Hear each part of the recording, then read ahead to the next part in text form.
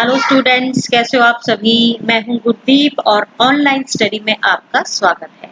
तो बेटा आज हम चैप्टर जो करेंगे वे है मियां नसीरुद्दीन, जो कि एक रेखा चित्र है और लिखा गया है ये कृष्णा सोबती जी के द्वारा। ठीक है, तो सबसे पहले बेटा हम कृष्णा सोबती जी के बारे में मैं आपको बता दूं कि इनका जो जन्म है वो सन 1925 में गुजरात यानी कि पश्चिमी पंजाब, वर्तमान में जो पाकिस्तान है, वहां हुआ। और इनकी जो प्रमुख रचनाएं हैं वे हैं जिंदगी नामा, दिलो दानिश, ए लड़की, समय सरगम, इनका उपन्यास है, डार से बिछुड़ी, मित्रों मरजानी, बादलों के घेरे, सूरजमुखी, अंधेरे के, ये कहानी संग्रह है। हम हशमत, शब्दों के आलोक में, ये शब्द चित्र और संस्मरण है।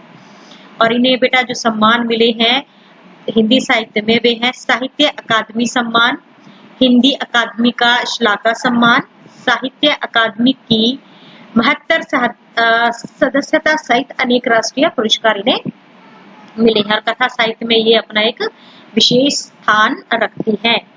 और आगे बता दूं कि जो इनका संस्मरण के क्षेत्र में हम हसमत शीर्षक से उनकी कृति का विशिष्ट स्थान है, जिसमें अपने ही एक दूसरे व्यक्तित्व के रूप में उन्होंने हम हशमत नामक चरित्र का सृजन कर एक अद्भुत प्रयोग का उदाहरण प्रस्तुत किया है। और इसमें इनकी अगर भाषा की बात करें बेटा तो इनकी भाषा में संस्कृत निष्ठ, तत्समता, उर्दू का बांकपन, पंजाबी की जिंदादिली, ये सारी चीजें एक साथ मौजूद हैं। और अब हम बात करेंगे मियां नसीरुद्दीन का जो शब्द चित्र है ये हम हशमत से ही लिया गया है। इसमें खानदानी नानबाई होते बेटा जो रोटियां बनाते हैं। मियां नसीरुद्दीन के व्यक्तित्व, रुचियों और स्वभाव का शब्द चित्र खींचा गया है। मियां नसीरुद्दीन अपने मसीहाई अंदाज से रोटियां पकाने की कला और उसमें अनेक खानदानी महारत को बताते हैं।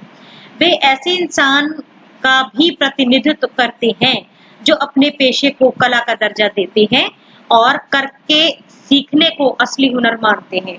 वो क्योंकि इनका ये सोचना था कि जब तक हम करेंगे नहीं तब तक हमें आएगा नहीं बैठे बिठाए, तो उसके लिए प्रैक्टिकल जरूरी है। तो अब हम थोड़ा सा पढ़ेंगे बेटा मियां नसीरुद्दीन के बारे में। मैं आपको थोड़ा सा बता दूं कि एक बार जो ये हैं कृष्णा सोबती जी, ये ऐसे ही मार्केट से गुजरती है, किसी मोहल्ले से गुजरती है, तो इन्हें एक आवाज आती है, ऐसे पट पट की आवाज आती है, जैसे रोटियां नहीं बनती कुछ इस टाइप की आवाज आती है पट पट की। और बाहर कुछ आटा गूंदा पड़ा दिखता है, तो उन्हें एक्चुअल में सेवियां चाहिए थी कि शायद सेवियां बना रहे होंगे। तो इन्होंने सोचा कि चलो सेवियां ले लेते हैं। वो थोड़ा सा अंदर झाँक कर देखती है तो वहां तो जो है ढेर सारा आटा पड़ा होता है। और जो खानदानी नानबाई मियां नसीरुद्दीन वो उनकी दुकान पर जा पहुंचती हैं। वो पूछती हैं कि भाई ये क्या हो रहा है यहाँ पे। तो वहाँ के मजदूर जो है वर्कर है वो बताते हैं कि यहाँ पर तो है भी हम रोटियां बनाने का काम करते हैं। ये नानबाई जो है मशहूर नानबाई, उनकी ये दुकान है, ठीक है, जो मियां नसीरुद्दीन है, और आप उन्हीं की शॉप पे इस वक्त उन्हीं की दुकान पे खड़े हुए हो। तो इस तरह की कोई बातचीत होती है। अब क्या है कि वो लेखिका ने ये मियां जी का नाम बहुत ज्यादा सुना था कि भाई बड़े वो मशहूर है रोटियां बनाने में, तो उनकी बड़ी इच्छा हुई उनसे बात करने की मियां जी से। वो मियां जी से बात करने की कोशिश करती हैं। वो उनसे पूछती हैं कि क्या वो उनसे कुछ सवाल पूछ सकती हैं। वो चाहती है उनसे बातचीत करना क्योंकि उन्होंने उनका नाम सुना था कि भाई हाँ ये बहुत ज्यादा मतलब कि अच्छी रोटियां बनाती हैं। तो उन्होंने ऐसे थोड़ा झिझकते हुए पूछा कि भाई क्या मैं आपसे कुछ सवाल पूछ सकती हूँ अगर आपके पास कुछ वक्त है। तो वो थोड़ा सा फिर थोड़ा मजा लेते हैं और बड़े ही शाही अंदाज में कहते हैं कि हाँ भाई वक्त तो निकाल लेंगे ना। पूरे पंच हजारी अंदाज में सिर हिलाया उन्होंने कि निकाल लेंगे वक्त थोड़ा, पर यह तो कहिए कि आपको पूछना क्या है। मतलब वो इस तरह पूछते हैं। और उनके मन में एक और डाउट होता है कि भाई कहीं जो आप कहीं अखबार नवीस तो नहीं हो। जैसे जो अखबार वालियां होती है ना, जैसे उनको ये लगता है कि ये वेले है, वो उनको पसंद नहीं करता। ये जो मियां नसीरुद्दीन है ये अखबार वालों को पसंद नहीं करते। उन्हें लगता है कि ये वेले हैं और ये कोई काम नहीं करते और ये ऐसे ही बाल की खाल उतारते रहते हैं, सवाल पे सवाल पूछते रहते हैं। तो इसीलिए मतलब वो उनसे थोड़ा टलते हैं। तो लेकिन वो जब मना कर देते हैं कि नहीं कि वो किसी अखबार से नहीं है, वो तो बस सिंपल एक मतलब लेखिका है, तो जो मियां जी है वो बात करने को रेडी हो जाते हैं। तो जो है वो पहला जो सवाल पूछती है इनसे, ठीक है, वो पहला इनसे सवाल करती हैं मियाँ जी से। तो वो करती है कि आपने जो ये जो रोटियां बनाना सीखा है कि आप कितने किस्म की जो रोटियां हैं ये आप बना लेते हो। तो वो बताते हैं कि भाई 56 किस्म की रोटियां हैं और अलग अलग की जो रोटियां हैं वो इस तरह वो रोटियां बना लेते हैं। तो उसे बड़ी हैरानी होती है लेखिका को। तो उसका अगला सवाल होता है कि आपने ये रोटियां बनाना जो है ये काम है ये आपने कहाँ से सीखा, है ना, ये हुनर जो है आपको, ये जो इल्म है आपको कहाँ से हासिल हुआ। तो जो मियाँ नसीरुद्दीन है उनकी आंखें क्या है एकदम कंचे की तरह वो घुमा लेते हैं जैसे कांच की गोलियां होती हैं और एकदम तरेर कर बोलते हैं, आंखें ऐसे घुमाकर बोलते हैं कि क्या मतलब। पूछिए साहब नान भाई, इल्म लेने कहीं और जाएगा क्या? नगीना साज के पास, क्या आईना साज के पास, क्या मीना साज के पास, या रफूगर रंगरेज या तेली तंबोली के पास सीखने जाएगा। वो मतलब उसके कहने का मतलब ये था कि भाई हम किसी से नहीं सीखे, हमारा तो ये खुद का जो है ये खानदानी धंधा है, ठीक है। तो फिर वो मतलब वो सीरियल आता है कि और ये बताता है कि हमारे जो वालिद बहुत मशहूर थे। वालिद किसको कहते हैं बेटा? ये मुस्लिम उसमें सभ्याचार में ये पिता को कहते हैं कि बहुत शाहिर, वो बहुत मशहूर थे, मियाँ बरकत शाही नान बाई गड़िया वाले के नाम से। और जो उनके वालिद थे यानी कि मियाँ जी के दादा, कहते वो भी आला नान बाई मियाँ कल्लन थे, उनका नाम कल्लन था, ठीक है। तो इसके पिता का नाम था जो है बरकत और इसके जो दादा थे उसका नाम था कल्लन। तो इस प्रकार इनका जो खानदानी ही धंधा था, ठीक है, इसलिए इन्होंने कहीं से ये जो है वो सीखने नहीं गए। लेकिन उन्हें थोड़ा सा गुस्सा जरूर फील महसूस करते हैं कि भाई इस तरह भी मेरे से क्यों पूछा जा रहा है, ठीक है। तो आगे फिर क्या होता है भी ऐसे वो बात करते करते फिर वो अगला जो है अपना जो प्रश्न है वो पूछती है कि जैसे आपने अपना जो खानदानी जो काम सीखा है तो आप किस तरह से सीखते हैं, मतलब क्या टेक्निक रहती है आपको सिखाने की। जैसे आपने काम सीखा तो क्या मतलब कैसे आपको सिखाया गया काम। तो बड़ी अच्छी एग्जाम्पल देते हैं वो, कहते हैं कि हम कच्ची में नहीं बैठे, ना बैठा हुआ पक्की में और सीधा ना दूसरी में जाके सीधी जो तीसरी क्लास में वो चला जाता है तो क्या वो पास हो जाएगा और उन तीनों क्लासों को वो कर पाएगा, है ना। इसका मतलब वो मियाँ जी ये बताना चाहते थे कि जो हम काम सीखते हैं, हम काम जो है वो बर्तन धोने से सीखते हैं। यानी कि ऐसा नहीं है कि हमारे दादा ने या हमारे पिता ने हमें ऐसे ही काम मतलब कि सिखा दिया। पहले उन्होंने बर्तन धोना सिखाया, भट्टी बनाना सिखाया, भट्टी में आंच कैसे देते हैं, मतलब कि ये सारी चीजें सिखाई गई उनको। कहने का मतलब ये है, ये नहीं कि सीधा रोटी बनाना उनको सिखा दिया। वो बिल्कुल ऐसे ही होता जैसे कि हम ना कच्ची पहली करें ना पक्की। कच्ची पहली का मतलब है जैसे बेटा LKG UKG फर्स्ट क्लास या सेकंड क्लास ना करो, सीधा आप थर्ड में बैठ जाए कोई बच्चा, तो क्या वो सीख पाएगा? कुछ भी नहीं सीख पाएगा। तो बिल्कुल हम स्टार्ट से बच्चे को करते हैं, लाइनें लगानी सिखाते हैं। तो ऐसे ही पहले नान बाई का प्रोफेशन भी उतना ही जो है ये इम्पोर्टेंट है और उतना ही मुश्किल है कि इसको बिल्कुल शुरू से शुरू करना पड़ता है, तब जाके ये जो हुनर है तब जो है आता है। मतलब ये तालीम जो है ये बड़ी चीज होती है, ठीक है। तो इस प्रकार की जो बात है फिर उन्होंने की है।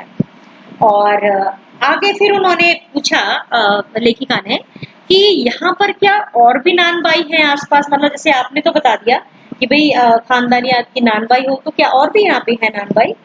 तो मियाँ ने ये कहा नसीरुद्दीन ने कि नान बाई बेशक हो, लेकिन खानदानी जो नान बाई है वो सिर्फ हम ही हैं। कहता है एक बार क्या हुआ कि हमारे उसमें बादशाह सलामत आए हमारी दुकान पे, हमारे जो मतलब कि दादा की दुकान थी, तो वहां पे जो है बादशाह सलामत आए। तो उन्होंने कहा कि भाई हमें कोई ऐसी चीज बनाओ जो ना आग से पके ना पानी से बने। तो क्या बन सकती है ऐसी चीज? क्यों नहीं बनती साहेब, बनी और बादशाह सलामत ने खूब खाई और खूब सराही। तो अब ये चीज क्या थी, मतलब जैसे उन्होंने कहा ना कि भाई एक बार बादशाह जो सलामत है दिल्ली के बादशाह सलामत की, वो भी हमारी दुकान पे आए थे और उन्होंने पूछा कि भाई कोई ऐसी चीज बनाओ जो ना आग से पके ना पानी से बने। तो कहता है फिर के पूछती है मतलब लेखिका कि क्या ऐसा पॉसिबल हुआ, उन्होंने कुछ ऐसा बनाया। कहते क्यों नहीं बनेगा जी, हम इतने माहिर हैं कि मेरे दादा ने बनाई वो चीज। तो पूछती है लेखिका का नेक्स्ट सवाल ये होता है कि आखिर वो चीज क्या थी। तो जो मियाँ है थोड़ा सा जो प्रश्न से वो भागना शुरू कर देते हैं। कहते बस एक बार बोल दिया ना कोई चीज बनाई थी तो बनाई थी, अब इसकी कहता बाल की खाल मत आपने छोड़ो, आपको बता दिया अब जो मैंने है ना जो बताना था जितना बता दिया। फिर वो क्या करते हैं अपने इधर उधर जो है अपने वर्कर के साथ काम करना शुरू कर देते हैं उनसे कुछ पूछ लेते हैं। और फिर वो जो है लेखिका फिर वो अगला सवाल पूछते हैं कि अच्छा ठीक है, फिर ऐसा ऐसा कीजिए, आप इतना तो बता दीजिए कि आपकी जो दुकान पर कौन से वाले बादशाह आए थे, है ना, कि क्या आप उस बादशाह का नाम बता सकते हो जो आपकी दुकान पे आए थे। जो दिल्ली के बादशाह थे वो कौन से थे, वो जहां पना बादशाह सलामत तो थे, लेकिन उनका नाम क्या था, क्या वो बहादुर शाह जफर थे या कोई और थे, क्या थे। तो बस मियाँ जी खींच जाते हैं कि भाई बस अब और कोई बात नहीं करते। वो कहते हैं एक बार बस बोल दिया ना कि बादशाह आए थे तो आए थे, वो फिर से एक बार क्या है वो खींचना शुरू कर देते हैं। और फिर वो मतलब थोड़ा सा घूर के भी देखना शुरू कर देते हैं उसको। फिर वो लास्ट में पूछते हैं जो है कृष्णा सोपती जी हैं जो लेखिका, वो पूछती हैं कि अच्छा एक बात बताइए, जैसे जो आपके यहाँ जो काम कर रहे हैं वर्कर जो हैं, जो आपके यहाँ काम कर रहे हैं कारीगर, तो क्या ये आपके शागिर्द हैं, मतलब कि क्या ये यहाँ पे फ्री में काम आपसे सीख रहे हैं या फिर ये यहाँ पे तनख्वाह पे रखे हुए हैं। तो वो फिर से वो कहते हैं कि ऐसा नहीं है जी, मैं इनको बकायदा गिन के मजदूरी देता हूँ। 2 रुपए मन आटे की मजूरी, 4 रुपए मन मैदे की मजूरी, मतलब कि मजदूरी देता हूँ, और वो रेट भी बताते हैं। वो कहता है यहाँ पे मैं फ्री में काम किसी से भी नहीं करवाता। ठीक है, तो अब जो है मतलब कि मियाँ की कोई दिलचस्पी नहीं रही लेखिका में, अब वो उनके किसी भी सवाल का जवाब नहीं देना चाहते थे। तो फिर भी मतलब उन्होंने कहा कि कभी मतलब कि फिर आइएगा हमारी दुकान पे तो आपको हम जरूर कुछ ना कुछ। हाँ, फिर उन्होंने एक लास्ट सवाल किया था कि ज्यादातर भट्टी पर कौन सी रोटियां पका करती हैं, मतलब कि भट्टी पर आप कौन कौन सी रोटियां पकाते हो। तो मियाँ आप ज्यादा उनके सवालों का जवाब नहीं देना चाहते थे, लेकिन फिर भी अनबने ढंग से उन्होंने बोल दिया कि बाकर खानी, शीरमाल, ताफतान, बेसनी, खमीरी, रुमाली, गाव दीदा, गाजेबान, तुनकी। फिर तेवर चढ़ाकर और घूर कर कहा लेखिका को, तुनकी पापड़ से ज्यादा महीन होती है। तुनकी मतलब बेटा ये रोटी की किस्म है, ये पापड़ से भी ज्यादा महीन होती है, आइए कभी किसी दिन खिलाएंगे आपको। तो एकदम से जैसे कि उन्होंने लंबी सांस भरी और जैसे किसी गुमशुदा याद को वो ताजा करने लगे और उदास से हो गए बेचारे, कहने लगे, उतर गए वे जमाने और गए वे कदरदान जो पकाने खाने की कद्र करना जानते थे। मियाँ अब क्या रखा है, निकाली तंदूर से और निकली और हजम। मतलब कि लोग जो है आजकल सिर्फ ये कि रोटी ली और खाई और चलते बने। मतलब कि आज जो लोग हैं वो खाने की तारीफ भी नहीं करते, बस खाते हैं, पैसे देते हैं और चल जाते हैं। देखिए ये जो मियाँ नसीरुद्दीन है, ये सिर्फ एक प्रोफेशन नहीं करते, वो इस प्रोफेशन को पूजा मानते हैं। वो नान बाई होने पे प्राउड महसूस करते हैं कि हम लोगों का पेट भरते हैं और हमारे जैसी रोटियां हैं जो कोई बना नहीं सकता। तो ये इस चीज पे उन्हें बड़ा फक्र महसूस होता है। तो ये थे बेटा मियाँ नसीरुद्दीन, जो कि कृष्णा सोपती जो द्वारा लिखा गया एक रेखा चित्र था।